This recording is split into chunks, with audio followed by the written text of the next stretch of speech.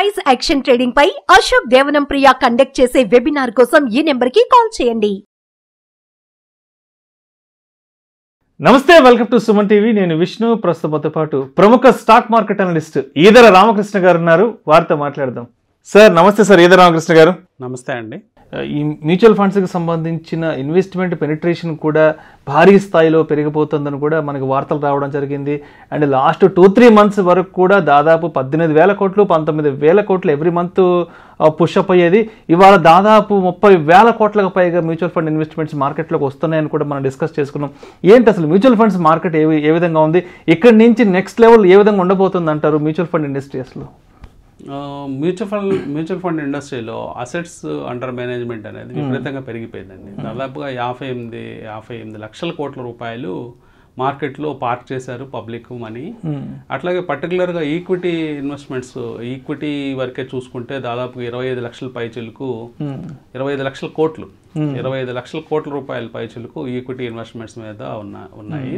అట్లాగే మీరు అన్నట్లు ఎస్ఐపి నుంచి చూస్తే systematic investment plan most popular scheme అయిపోయింది ఇప్పుడు అది.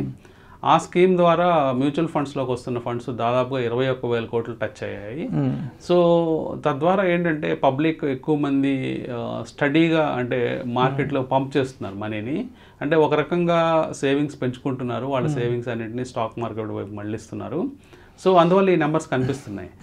సో ఇవన్నీ చూస్తే ఇందాక మనం చెప్పుకున్నట్లు 30,000 crores అనేది ఆల్ టైమ్ హైగా ఉండింది గతంలో రికార్డు. ఆ రికార్డు దాటి లాస్ట్ మంత్లో మేలో 34,600 crores మ్యూచువల్ ఫండ్స్ ద్వారా వచ్చాయండి. సో అందరూ ఒక మ్యూచువల్ ఫండ్స్ రావడం ఒక మంచి సైనే అని మనం అనుకోవచ్చు. ఎందుకంటే ఇన్వెస్టర్స్ వాళ్ళకు వాళ్ళు ట్రై చేసి ఇబ్బంది పడే కంటే మ్యూచువల్ ఫండ్స్ ద్వారా వచ్చినప్పుడు ఏమవుతుందంటే వాళ్ళకి కొంచెము సేఫ్టీ ఉంటుంది.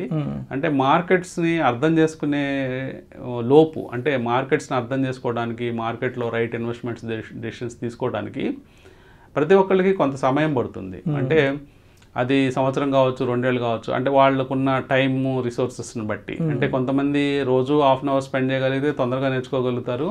ఎప్పుడన్నా వారానికి 1 గంట సేపు మాత్రమే టైం స్పెండ్ చేయగలిగితే కొంచెం లేట్ అవుతుంది. సో కనీసం 1-2 సంవత్సరాలు వ్యవధి పడుతుంది. కాబట్టి ఈ లోపల మ్యూచువల్ ఫండ్స్ అనేవి సేఫ్ అవెన్యూ అని చెప్పుకోవచ్చండి. సో రిస్క్ అనేది ఉంటుంది. మార్కెట్ అనేది స్టాక్ మార్కెట్లో ఫిక్స్డ్ డిపాజిట్ లాగా రిటర్న్స్ ఎప్పుడూ రావు. స్టడీ ఈక్విటీ కర్వ్ ఉండదు. సో అప్స్ డౌన్స్ ఉంటాయి, వాలటాలిటీ ఉంటుంది. ఆ వాలటాలిటీ కూడా ప్రొఫెషనల్స్ మేనేజ్ చేస్తారు కాబట్టి కొంచెము ఆ రిస్క్లు అనేది ఒక పరిమితుల్లో ఉంటాయి. అట్లాగే లాస్ట్ 3-4 years నుంచి మనం చూసినప్పుడు మార్కెట్స్ స్టడీగా పెరగడంతో కొంత అపోహలు కూడా, అంటే మిత్స్ కూడా ఉంటాయి. అంటే ఇంకా మార్కెట్స్ ఎప్పుడు స్టడీ రిటర్న్స్ ఇస్తాయి అన్న ఉద్దేశంతో చాలామంది పెద్ద అమౌంట్స్ కమిట్ అవుతుంటారు, లేకపోతే పెద్ద అమౌంట్స్ తెచ్చి మ్యూచువల్ ఫండ్స్ ద్వారా ఇన్వెస్ట్ చేస్తారు. వాళ్ళు కూడా గుర్తుపెట్టుకోవాల్సింది ఏంటంటే మార్కెట్స్ కొన్ని సందర్భాల్లో ఫాల్ అయితే కొన్ని నెలలు, సంవత్సరాల పాటు కూడా మళ్ళీ రికవర్ అవ్వడానికి టైం పడుతుంది. సో అలాంటి సినారియో మనం ఇప్పుడుదా చూడలేదు. లిక్విడిటీ పుష్ వల్ల బాగానే ఉంది, కానీ భవిష్యత్తులో అలాంటి సందర్భాలు వచ్చినప్పుడు కూడా ధైర్యంగా ఉండగలిగిన వాళ్ళకే మార్కెట్లో డబ్బు సంపాదించే అవకాశం ఉంటుంది. సో మ్యూచువల్ ఫండ్స్ అనేది ఒక సేఫ్ హెవెన్ అని మాత్రం అనుకోవద్దు. సో ఇన్హెరెంట్ రిస్కులు ఉంటాయి, కానీ better than self trading are self investing కంటే మ్యూచువల్ ఫండ్ అనేది సేఫ్ అని చెప్తాను. రైట్. అండ్ అదేవిధంగా సెబీకి సంబంధించిన మరొక వార్త కూడా రావడం జరిగింది. సెబీ నుంచి మరొక కొత్త రూల్, స్కాప్స్ రూల్ అంటూ కూడా ఏదో ఒకటి వచ్చిందని కూడా చదివాను. ఏంటి దాని గురించి చెప్పగలరు? మెయిన్గా అంటే డిమాట్ ఈ నామినేషన్ డీటెయిల్స్ కనుక ఇవ్వని వాళ్ళు ఎవరైతే ఉంటారో వాళ్ళ డిమాట్కి సంబంధించిన మ్యూచువల్ ఫండ్ డిమాట్స్ కావచ్చు, లేకపోతే ఈక్విటీ డిమాట్స్, వాటికి సంబంధించిన పోర్ట్ఫోలియోస్కి లేకపోతే డిమాట్ అకౌంట్స్కి నామినేషన్ ఎవరైతే చేయరో వాళ్ళ అకౌంట్స్ అన్ని కూడా ఫ్రీజ్ చేస్తామని గతంలో సెబీ చెప్పడం జరిగింది. సో అది స్క్రాప్ చేశారు, అంటే ఆ రూల్ ఎత్తివేశారు అనమాట. అంటే పర్వాలేదు, అంటే మీ అకౌంట్స్ ఏం ఫ్రీజ్ కావు, అంటే మ్యూచువల్ ఫండ్ పోర్ట్ఫోలియోస్ కానీ లేకపోతే డిమాట్ అకౌంట్స్ కానీ ఏమి ఫ్రీజ్ కావని చెప్పడం జరిగింది. సో ఈ రూల్ ఎత్తేయడం వల్ల ఏంటంటే కొంచెము అవేర్నెస్ పెంచుతున్నారు. అంటే రూల్స్ అప్పుడప్పుడు ఎందుకు తీసుకొస్తున్నారంటే నామినేషన్ ప్రక్రియ అనేది చాలా ఇంపార్టెంట్ అండి. ఎందుకంటే ఒక వ్యక్తి కనుక మరణించినట్లయితే, పోర్ట్ఫోలియో ఉండిన వ్యక్తి, ఇంట్లో పెద్దవాళ్ళు కానీ ఎవరైనా వాళ్ళు మరణించినప్పుడు వాళ్ళ వారసులకి ఆ షేర్లు దక్కాలంటే ట్రాన్స్మిషన్ ప్రొసీజర్లోకి వెళ్ళాల్సి ఉంటుంది. ఎగ్జాక్ట్లీ అది చాలా పెయిన్ఫుల్, అంటే చాలా ఇబ్బందికరం. అంటే వాళ్ళు వారసులుగా ప్రూవ్ చేసుకోవాల్సిన అవసరం ఉంటుంది. వాళ్లే వారసులని కొన్నిసార్లు పెద్ద అమౌంట్స్ అయితే కోర్టు నుంచి కూడా డిగ్రీ తెచ్చుకోవాల్సిన అవసరం, చాలా లీగల్ ప్రొసీజర్స్ ఎక్కువ ఉంటాయి, చాలా లీగల్ ప్రొసీజర్. తదనంతరం కూడా లీగల్ అంటే ₹1,00,000 అయితే ప్రొసీజర్స్ ఈజీగా ఉండొచ్చు. పెద్ద అమౌంట్స్ ఉన్నప్పుడు 10 లక్షలు దానికి మించి పెద్ద అమౌంట్స్ ఉన్నప్పుడు లీగల్ ప్రొసీజర్స్ ఎక్కువ ఉంటాయి కాబట్టి వాళ్ళ వారసులకి అవి ట్రాన్స్ఫర్ చేసుకోవడానికి చాలా టైం పడుతుంది.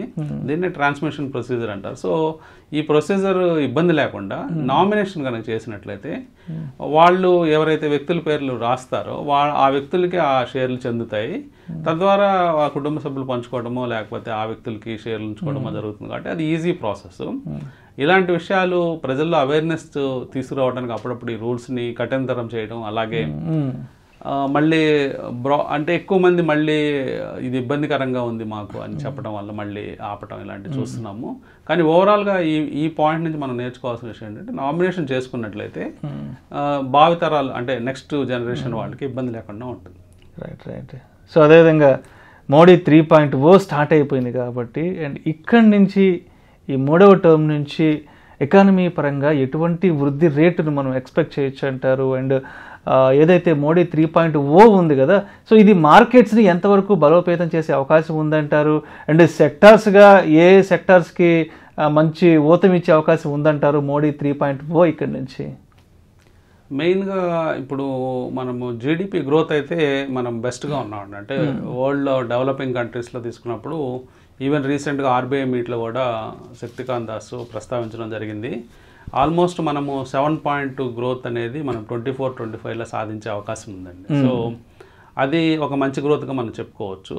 సో ఈ గ్రోత్కి ఎక్కువగా ఏది కారణాలు అవుతాయంటే మన కన్జంప్షన్ అనేది మెయిన్గా మనం చెప్పుకోవాలండి. అంటే ఓవరాల్గా కంట్రీలో పాపులేషన్ సెల్ఫ్ కన్జంప్షన్, అంటే కంట్రీలో ఉండే కన్జంప్షనే ఎక్కువ గ్రోత్కి ఉపయోగపడుతుంది. అట్లాగే మన డెవలప్మెంట్ అంటే దేని మీద ఎక్కువ ఫోకస్ చేస్తారు అంటే రేపు మనకు బడ్జెట్ ఉంది, బడ్జెట్లో అంశాలు అంటే బడ్జెట్లో ఏ సెక్టర్కి ఎక్కువ అలొకేట్ చేస్తారంటే అంటే వ్యూ చూసినప్పుడు అంటే ఈ గవర్నమెంట్ ఎన్డీఏ గవర్నమెంట్ వ్యూ చూసినప్పుడు మెయిన్గా వాళ్ళు ఏం డెవలప్ చేద్దాం అనుకుంటున్నారంటే రూరల్ పుష్ అనేది ఒకటి ఎక్కువ ఇద్దాం అనుకుంటున్నారు. అంటే గ్రామీణంలో ప్రధానమంత్రి ఆయన చెప్పినప్పుడు కూడా ఇల్లు కట్టించడం, ప్రతి ఒక్క సామాన్య పౌరుడికి ఒక ఇల్లు అనేది సమకూర్చడం, అట్లాగే రోడ్స్ ఇన్ఫ్రాస్ట్రక్చర్ వీటి మీద ఎక్కువ దృష్టి పెట్టడం, అలాగే డిఫెన్స్ కంపెనీస్ సెక్టార్స్లో చూసినప్పుడు డిఫెన్స్ కంపెనీల్లో కూడా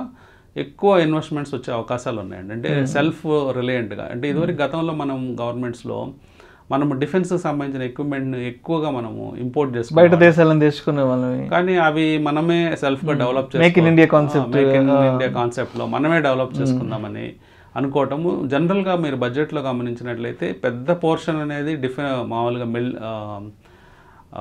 పర్టికులర్గా మిలిటరీకి వాటికి ఉంటుంది. ఆ డిఫెన్స్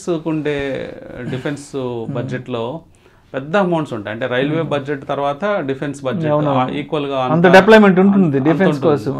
సో అంత డిప్లాయ్మెంట్ ఉంటుంది కాబట్టి అది కూడా ఇదివరకు ఇంపార్టెంట్ సింపుల్గా చెక్ బయటకు వెళ్ళిపోవడం, మనకి సరుకు రావడం కాకుండా డొమెస్టిక్గా మనకి డెవలప్మెంట్ ఉంటుంది కాబట్టి డొమెస్టిక్ కంపెనీసే తయారు చేస్తాయి కాబట్టి ఆ పర్టికులర్ సెక్టార్లో స్టాక్స్ అన్నీ బాగా రాణించే అవకాశాలు ఉన్నాయి. అట్లాగే రైల్వేస్ మీద కూడా భారీ ఎత్తున ప్లాన్స్ ఉన్నాయి గవర్నమెంట్కి. ఈ వందే భారత్ ట్రైన్స్ని అంటే స్లీపర్ కోచెస్ కూడా పెంచాలని, తర్వాత స్ట్రెంథెన్ చేయాలని, ట్రాక్స్ అన్ని స్ట్రెంథెన్ చేయాలని, 4 lanes చేయాలని, ఇట్లాంటి చాలా ఆపర్చునిటీస్. అలాగే మనకి బుల్లెట్ ట్రైన్ కూడా ఢిల్లీ నుంచి ముంబైకి అది కూడా పైప్ లైన్లో ఉంది. ఇంకా అలాంటి బుల్లెట్ ట్రైన్స్ ఇంకా వేరే నగరాల మధ్యలో కూడా చేసే ప్రపోజల్స్ వస్తాయి. సో ఆ ప్రపోజల్స్ వచ్చినప్పుడు ఆటోమేటిక్గా గ్రోత్ అనేది రైల్వే సెక్టార్లో భారీగా ఉంటుందండి.